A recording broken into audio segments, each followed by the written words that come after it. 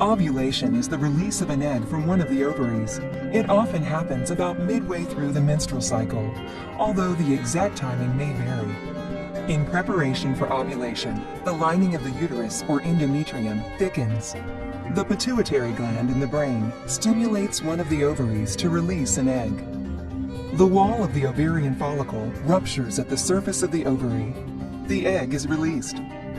Finger-like structures called fimbriae sweep the egg into the neighboring fallopian tube. The egg travels through the fallopian tube, propelled in part by contractions in the fallopian tube walls.